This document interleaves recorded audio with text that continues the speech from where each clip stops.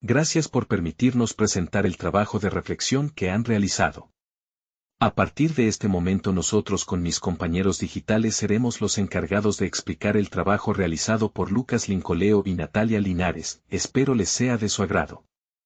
Hola, yo seré encargada de explicar la introducción y el cierre de este trabajo. Sin más que decir, voy a empezar. La escuela, como espacio fundamental de socialización y construcción de identidades, se encuentra en un punto en el cual necesita de una transformación. Mientras la diversidad cultural se vuelve cada vez más evidente en nuestras sociedades, las prácticas pedagógicas tradicionales a menudo promueven visiones homogéneas de la identidad nacional, marginando y excluyendo a aquellos que no se ajustan a este molde. A través de una mirada antropológica, esta presentación busca analizar cómo estas prácticas se inscriben en un contexto histórico y político específico, permitiendo exponer y dar a entender sobre las tensiones entre las políticas educativas y la diversidad cultural. Al contextualizar en base a una situación escolar, se pretende comprender cómo la identidad nacional se ha construido como un campo de disputa y exclusión. Con base en esta presentación, se propondrán reflexiones personales en base a los pensamientos e ideas de diversos autores de la cursada, con el propósito de pensar en una reflexión que, desde la interculturalidad y la interseccionalidad, permitan repensar las intervenciones escolares y promover el reconocimiento de otras culturas. Esta presentación se vuelve fundamental en un momento en el que se necesita urgentemente transformar las escuelas en espacios que fomenten el diálogo intercultural y la construcción de identidades más inclusivas.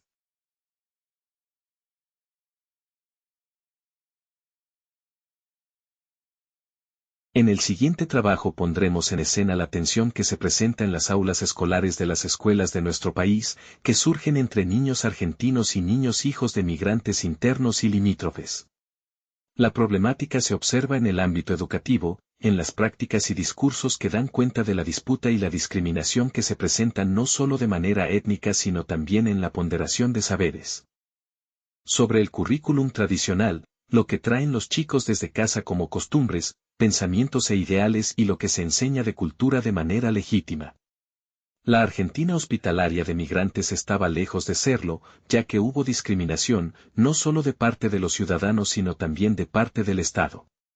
La escuela debe ser el lugar que aloje a los que llegan, el espacio que los reciba y les ofrezca lo común ante la diversidad. Pero hay una idea de nación que se reafirma a través de rutinas y rituales en las instituciones como la única legítima de la vida social y cultural. Las escuelas han sido escenarios fundamentales en la transmisión de estas narrativas nacionales y promoción de formas identitarias hegemónicas. La inmigración es parte de la población joven nacida de inmigrantes y de la comunidad indígena que contrastan con el ideal de población blanca.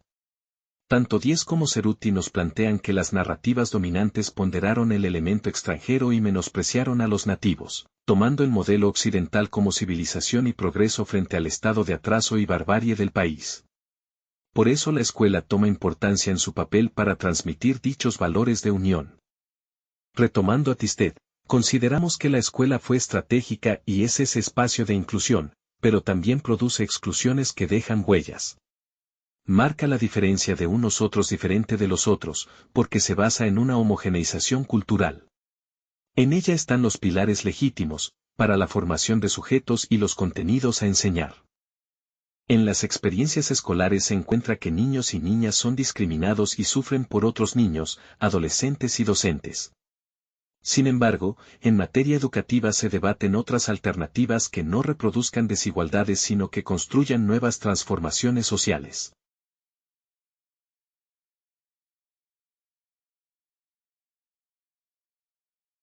Continuando con este recorrido, nos encontramos con una duda, la cual es ¿cómo afecta estas formas de clasificar y discriminar a los niños y niñas considerados como los otros? Al hacernos esta pregunta, nos permite reflexionar sobre la compleja situación que enfrentan las identidades otras y, en particular las infancias de los niños y niñas de pueblos originarios en el contexto escolar argentino. A lo largo de la historia, la escuela ha sido un espacio de construcción de identidades nacionales, pero también de exclusión y discriminación hacia aquellos que no se ajustaban a un modelo hegemónico en el cual la escuela ha buscado imponer una identidad nacional única, invisibilizando y estigmatizando a los pueblos originarios, a los inmigrantes y a otros grupos minoritarios. Este proceso de homogeneización ha llevado a ocultar y sentir vergüenza de la propia identidad de estos y estas estudiantes, debido a que se le atribuyen características negativas y estigmatizantes basadas en su origen étnico-racial. Los estereotipos asociados a los pueblos originarios, como la inferioridad, la falta de civilización o la peligrosidad, han sido reproducidos en el ámbito escolar, generando situaciones de discriminación y exclusión. Las experiencias de extranjerización a las que se ven sometidos los hijos de inmigrantes y los niños y niñas de pueblos originarios son otra manifestación de este proceso. Al ser percibidos como los otros, estos y estas estudiantes pueden sufrir burlas, discriminación y dificultades para integrarse en el grupo. La escuela, en lugar de ser un espacio de inclusión y valoración de la diversidad, se convierte en un lugar donde se refuerzan las desigualdades y se incrementan los prejuicios. Los discursos sobre los inmigrantes y los pueblos originarios utilizados como amenazas han sido utilizados históricamente para justificar políticas de exclusión y discriminación. Estos discursos, que se reproducen en los medios de comunicación y en temas políticos dentro y fuera de la escuela, influyen en las formas de ver y pensar que tienen los y las estudiantes sobre sus compañeros y compañeras y también sobre sí mismos.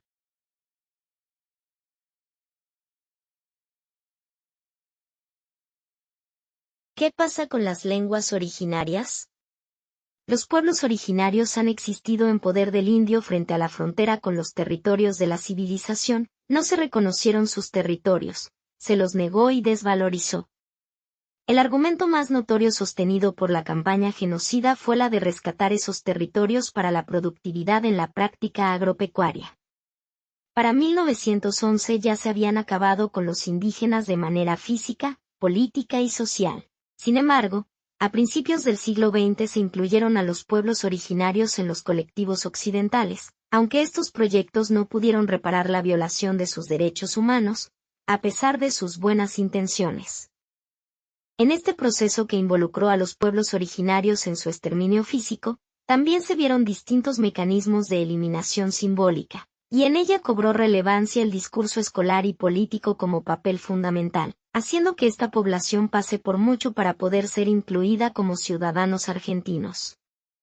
La historia oficial argentina, que tuvo por objetivo construir la homogeneización ideológica y cultural de la nación, se transmitió a través de las aulas y reconoce a los indígenas como primitivos habitantes del territorio nacional.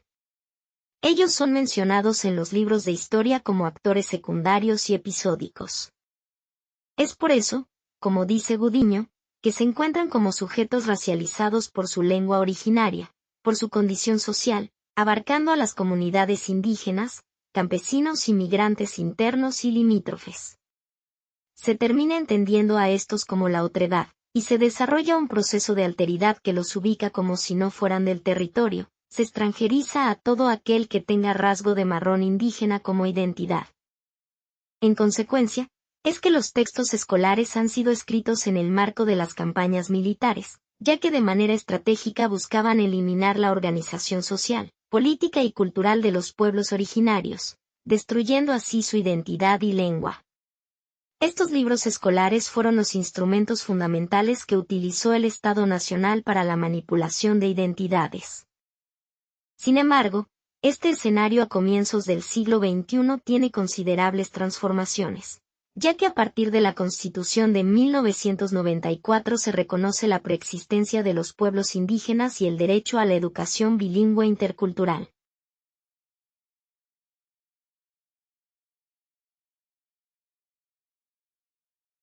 La antropología educacional nos permite ver y analizar cómo estos procesos discriminatorios afectan el aprendizaje y el desarrollo de los estudiantes. Es importante reconocer que la escuela no es un espacio neutro, sino que está atravesada por relaciones de poder y por discursos que construyen y naturalizan las desigualdades. Reconocer esto es un paso fundamental para permitirnos reflexionar y actuar sobre ello. En base a esto, los autores coinciden en la necesidad de transformar la escuela en un espacio que reconozca y valore la diversidad cultural. Esta transformación implica, según lo analizado, en un profundo cambio en las prácticas pedagógicas y en las relaciones de poder que se establecen en el aula. Para lograr este pasaje de una escuela que homogeniza y excluye hacia una nueva escuela donde se celebre la diversidad como una riqueza, es necesario tener en cuenta que se debe dar prioridad como un paso fundamental a la superación del ideal homogeneizante y discriminador. Los estudiantes inmigrantes y de pueblos originarios no deben ser vistos como carentes de algo o como un problema a solucionar, sino como sujetos de derechos que aportan una riqueza cultural. Es necesario reconocer y valorar sus saberes, sus experiencias y sus perspectivas.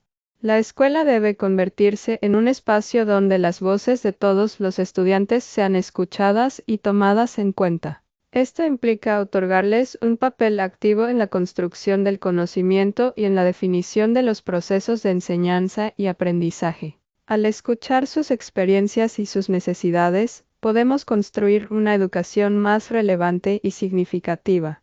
También vemos importante el reconocer la complejidad de las identidades de cada estudiante, entendiéndolo como aquello que es único y complejo, y conformada por múltiples factores: origen cultural, género, clase social, orientación sexual y otros más. Es fundamental reconocer esta complejidad y evitar reduccionismos que simplifiquen la diversidad humana. Como una parte más a tener en cuenta es incorporar los saberes culturales en el currículo. De esta manera, los conocimientos y las prácticas culturales de los estudiantes deben ser considerados como parte integral del currículo escolar, implicando así una revisión crítica de los contenidos tradicionales y la incorporación de nuevos saberes que permitan a los estudiantes reconocerse, valorándose a sí mismos y a los demás. A modo de reflexión podemos dar cuenta de que hay una visión esencialista de la cultura que perdura aún en nuestros días. Aunque existen proyectos que trabajan las diferencias interculturales, continúa presente una discriminación en distintas relaciones, tanto entre estudiantes, alumnos con docentes y estos últimos con la escuela. Sin embargo, encontramos en el tratamiento de la diferencia cultural un sentido de construir desigualdad o un sentido de reconocimiento, y en este caso, consideramos reconocer esta diversidad cultural para construir igualdad, revalorizando todas las formas de conocimiento y de observar el mundo.